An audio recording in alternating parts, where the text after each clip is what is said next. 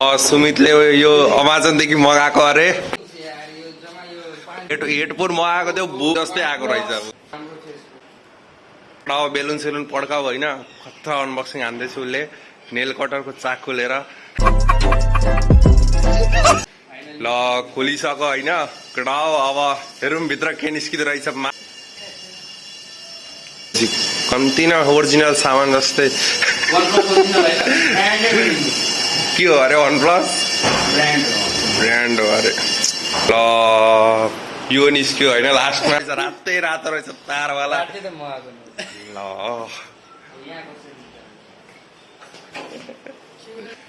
ल यहाँ हेर्ने मान्छेको नि भिड लागिसक्यो होइन।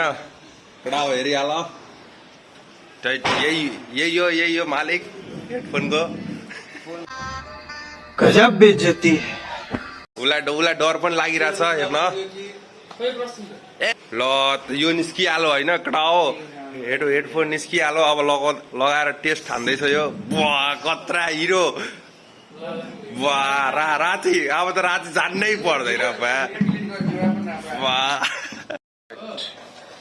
खतरा रहेछ यार यो। हेडफोन हो 2000 को माल हो यो। ल कानमा पनि लगाइसक्यो फेरि। ल खतरा देखिरहेको छु। ए होइन पाइलट जस्तो झैल पनि मागेर मोबाइल बिना हेडफोन किनिदिएको। उसलाई मन परेन अरे, खोइ के बिग्रियो अरे। ल फेरि पो लगायो।